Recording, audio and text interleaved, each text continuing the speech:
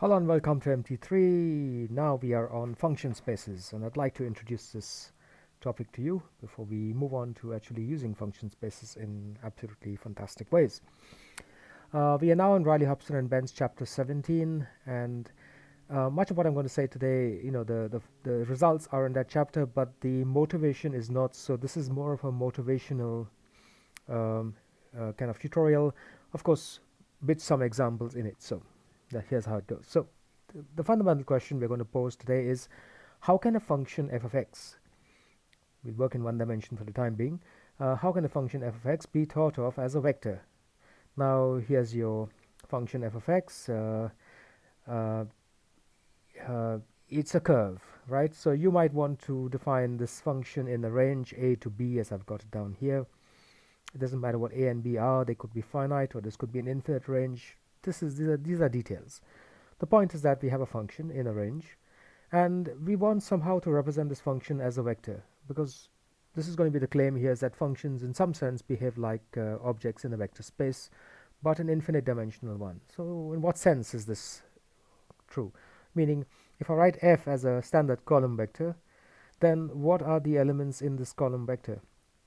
And well, let's see what we can do about this. So one solution to the problem is to take a function f of x and discretize it. These are the green points at some regular intervals. They could be regular, they could be irregular, but well, doesn't matter again. For the most part, we keep them regular.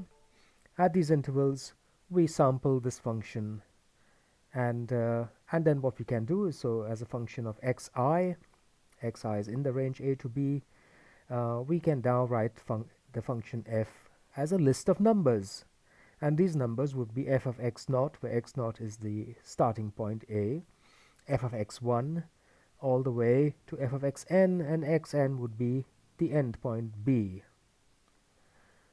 Right? Now this would be a candidate for representing the function f of x as a column vector. Of course, what we want to do is, it makes sense, right? Of course, what we want to do is, before going to Riley Hobson and Benz, is, how long. We're going to ask questions about how long is this column vector, what is the dimension, basis sets, the inner product, and all these various things we'll need as part of a function space. But this makes sense. So let's now see how Riley Hobson and Benz use this idea of representing a function as a vector to write down axioms of a vector space. We'll move now to Riley Hobson and Benz chapter 17. This is the chapter on eigenfunction methods for differential equations, because what's going to happen here is that we're going to see that linear operators in this function space turn out to be differential operators, and all the ideas of Hermitian operators, etc., the eigenvalues and eigenfunctions of Hermitian operators, they all get translated into functions and function spaces when we make these kind of links between one and the other. Alright, so read the preamble to this chapter, because it motivates you as to this is. But now, sets of functions. We will say that a set of well-behaved functions, this is a lovely physicist term, well-behaved, but it has a mathematical meaning to it. Function f, g, and h, etc., in the interval a to b, these form a linear vector space or a function space if the set is closed under addition, which is commutative and associative. Now this all looks like stuff we have seen before when we looked at a vector space. And if you compare the axioms of this function space with those of the vector space, you'll find that they are identical. Where we had a and b, now we've got f and g. And multiplication by a scalar, there exists a null vector 0 such that f of x plus 0 is equal to f of x. Multiplication by 1 leaves the function unchanged, and therefore every function f of x, there's a negative function minus f of x such that f plus minus f of x is 0.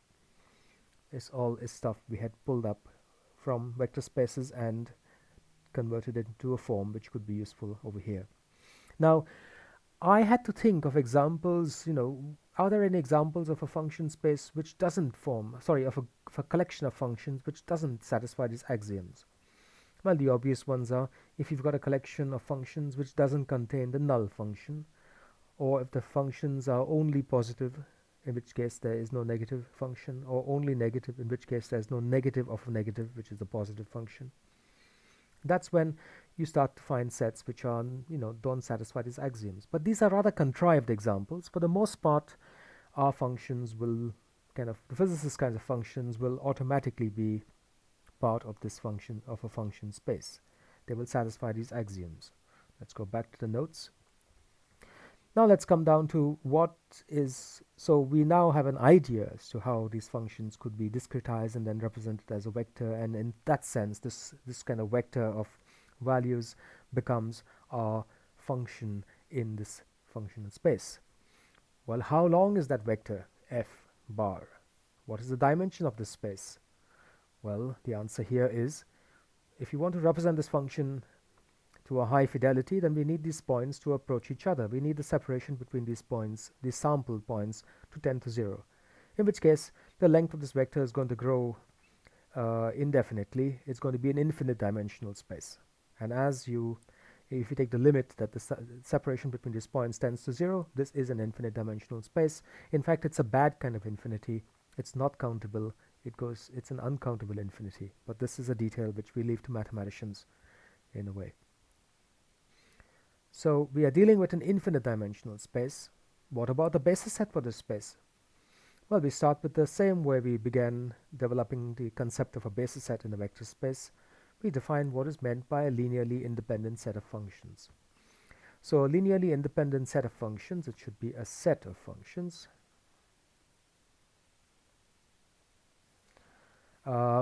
represented by this curly brace yn, where n takes on integral values. This set of functions, and these functions are defined in the interval a to b. I've written it as a closed interval a to b. As I said, you could make this interval infinite on one end or the other end or both ends. It's really immaterial at this stage. But you have a set of functions defined in an interval. If we make a linear combination of these functions, where the coefficients a and are scalars, in general they would be complex. And if you set this linear combination to 0, and you say that it's going to be 0 for all x in this interval. This is important. It's 0 for all x in the interval. And if this relation is satisfied for all x in the interval only if an is 0 for all n, then this set y of n, these functions y of n of x, are said to be linearly independent. Okay? And this follows the definition you have seen for vectors. It's identical. The only catch here, the only difference here is that these relations now need to be satisfied at each point in this space. Okay, so there are an infinite number of these kinds of relations which need to be satisfied, which makes sense because there are an infinite number of terms in this. And well, once again, this is an uncountable infinity here, and this is a lesser infinity here.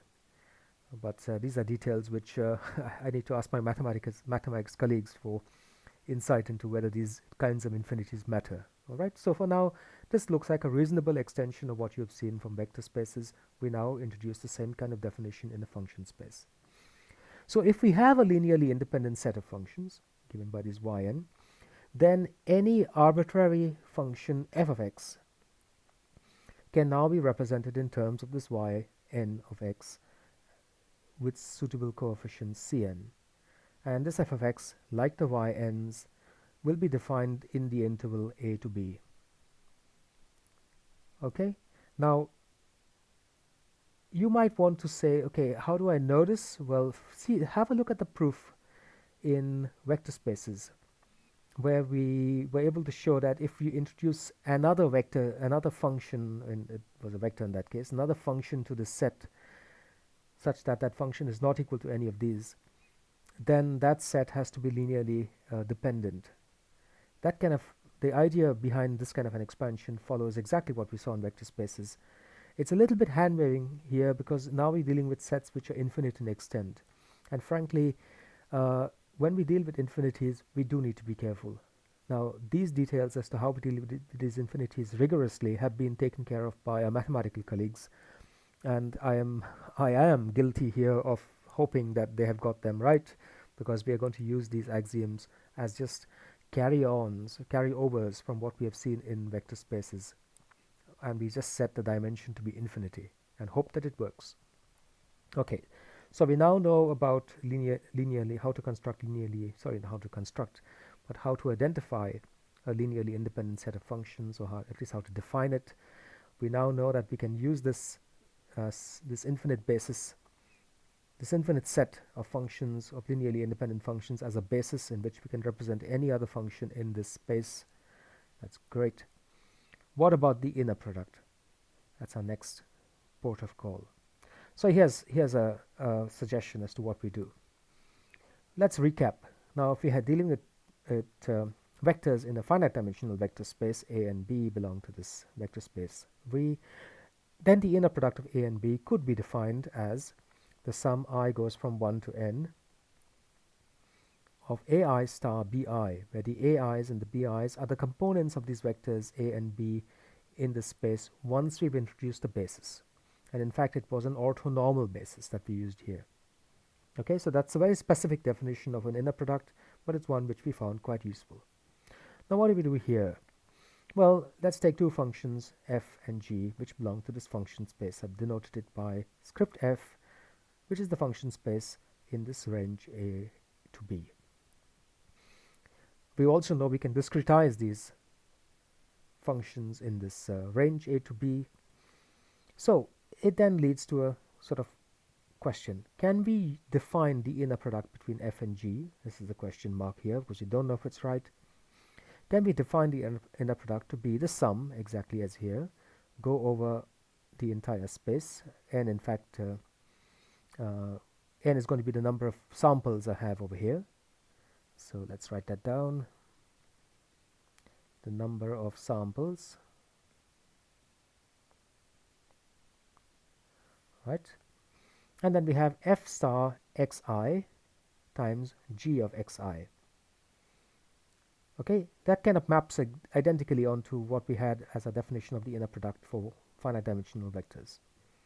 Does it make sense? Now think about it. What will happen as n tends to infinity? What does n tends to infinity mean? It means that these grid points are going to be more and more closely spaced in the limit delta x goes to 0. In the limit delta x goes to 0, there are an infinite number of grid points in this range A to B. So what would happen to the sum in that limit, n goes to infinity?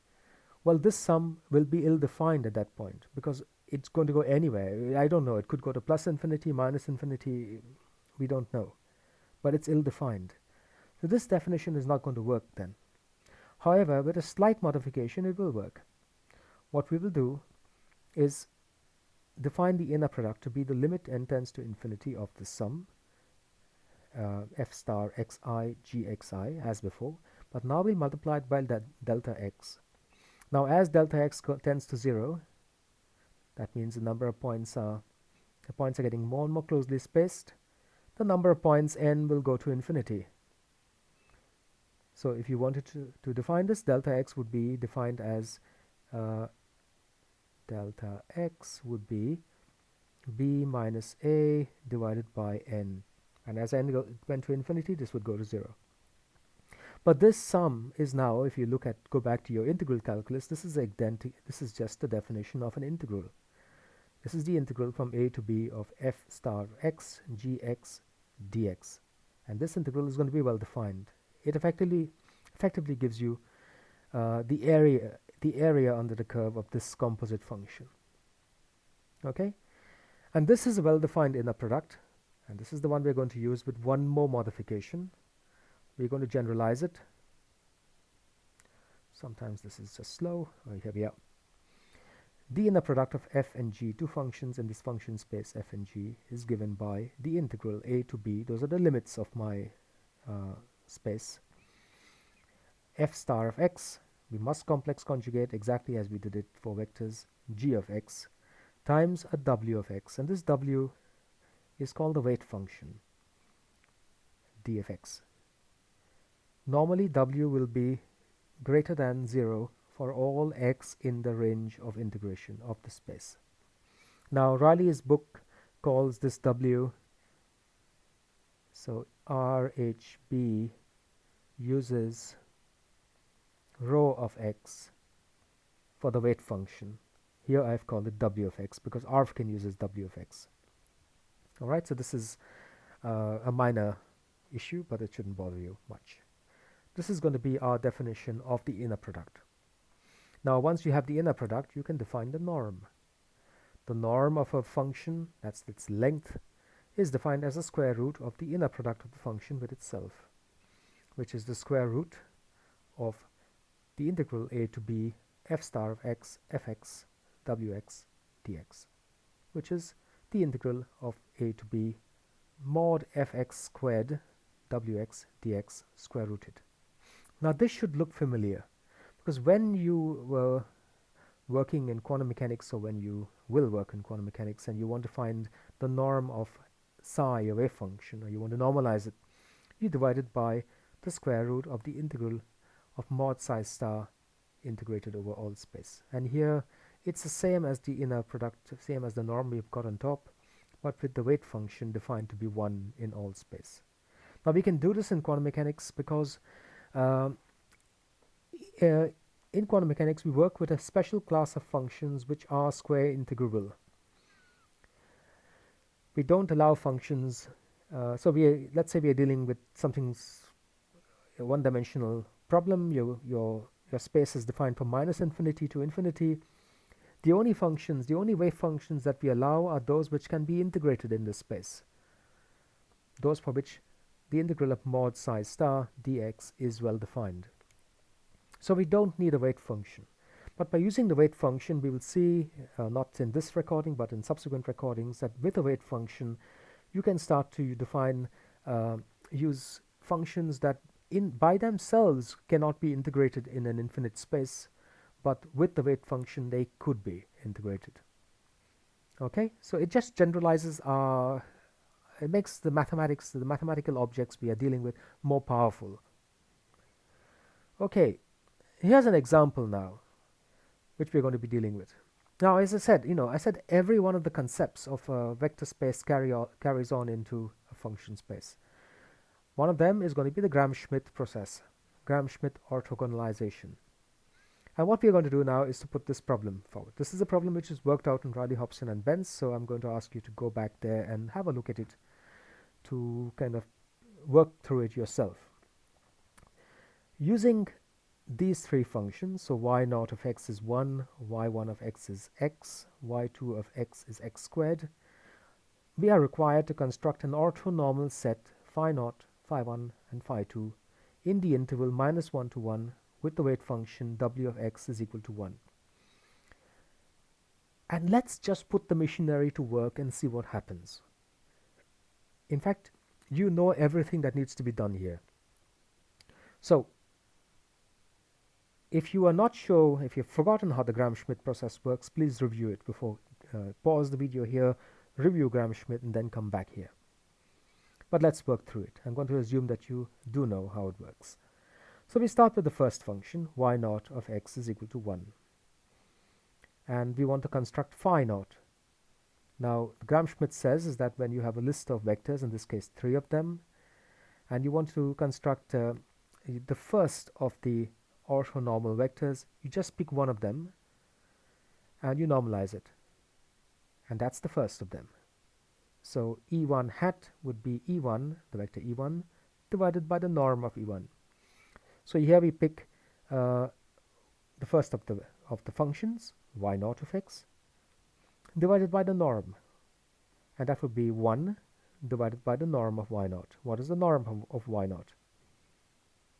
Well, the norm of y0 is given by the square root of the inner product of y0 with itself.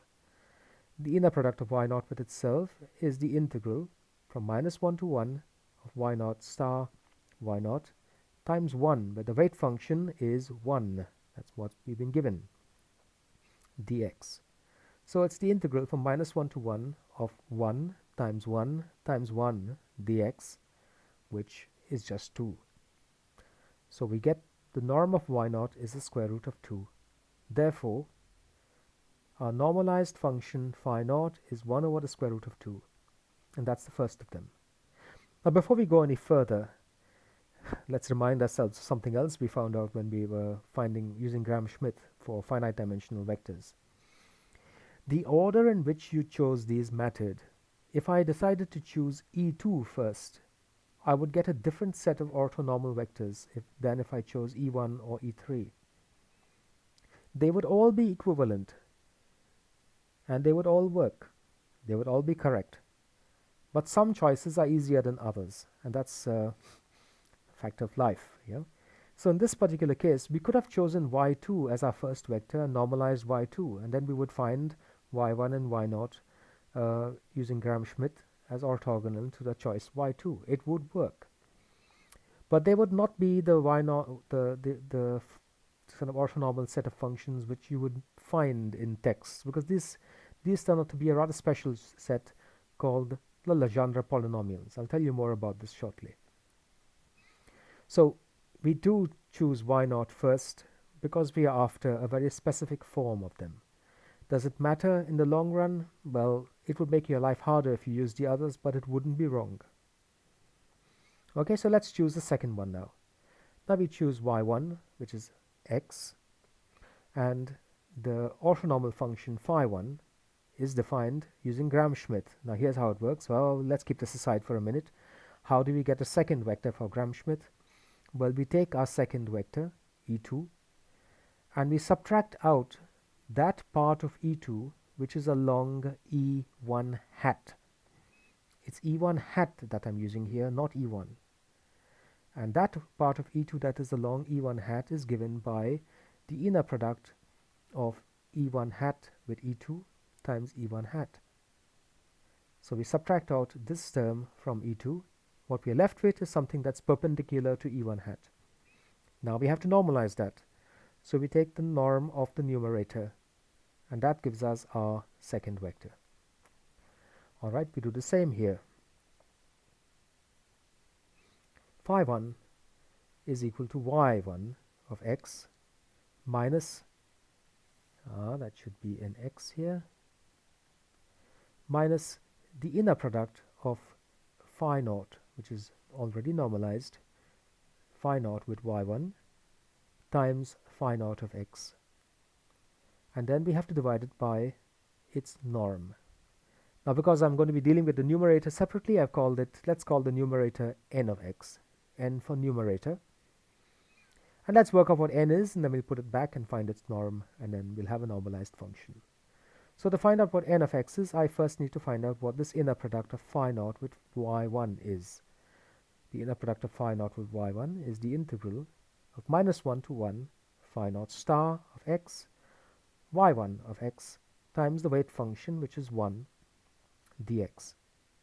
That's the integral from minus 1 to 1 of 1 over the square root of 2, that's phi naught star of x.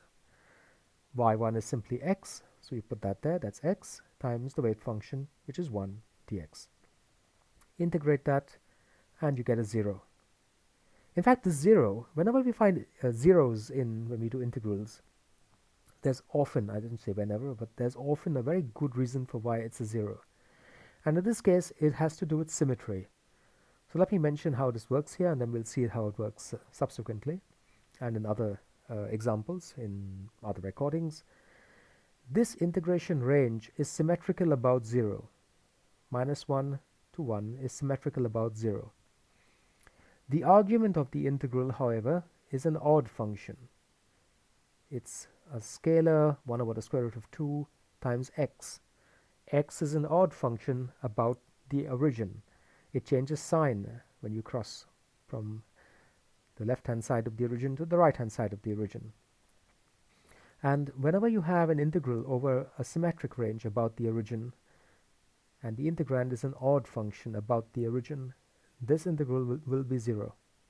And that's why we have a 0 here. Now you can convince yourself this is true if you try to integrate sine of x, which is an odd function about the origin, from any minus a to plus a, you will get a 0. But cosine of x, which is even, won't give you a 0. Okay. So then we have this inner product is 0. So our numerator is simply y1 of x. So n of x, the numerator, is y1 of x, which is simply x. Now we need to normalize this. So we find the norm. The norm is defined to be the square root of the inner product of the function n with itself. Well, the inner product of n with itself is the integral minus 1 to 1 of n star of x, n of x, times the weight function, which is 1 dx. And this time this integral is not 0. It can't be 0. It's well, it can't because it has a square effectively in it. So we have 2 over 3, and the norm of n is the square root of 2 over 3. This lets us write down phi 1 of x, which is therefore going to be n of x, which is x, divided by the norm of n, and that gives you the square root of 3 over 2 times x. That's phi 1. Now I've put an exercise here which is solved in Riley, Hobson and Benz in 17.1, but I've said better yet, show this yourself. Show that the third of these functions, phi 2 of x, is given by this scalar times 3x squared minus 1. Okay, now in doing that, here's enough of a hint that you don't have to go and look at Riley. How do we define what phi 2 is? Well, you're going to start from y2, that's the function which we begin with. And then we have to subtract that part of y2 which is along phi 0, and that part of y2 which is along phi 1. This is exactly the way you apply Gram-Schmidt. And once you've done that, the remainder is the part of y2 that is orthogonal to both phi 0 and phi 1. Then we need to normalize it. In other words, you take the norm of the numerator and divide by the norm of the numerator. So I want to leave this for you, but let's examine, let's see if you can use symmetry to find out which of these integrals, which of these inner products may be 0. The first of these is, this should be, let's see, a y1 here. Oh no, it is a y2, my mistake. Okay, so the first of these is phi, the inner product of phi 0 with y2. Okay, let's put that there. And that is given by minus 1 to 1. That's a symmetric range. 1 over the square root of 2, and y2 is x squared dx. Now let's have a look at this. The range is symmetrical. The argument here is even. X squared is an even function. So this integral is not going to be 0. However, the other one, which is the inner product of phi 1 with y2, once again we have the symmetrical range about 0. Then we have a number, 1 square root of 3 halves times x squared dx. Well, x times x squared is x cubed. X cubed is an odd function of x with respect to 0. And therefore, this integral must be 0. I'd like you to check this. So don't take my word for it, check it for yourself and find out what phi 2 is and show it's equal to this function here. I'm going to end here, but these Legendre angular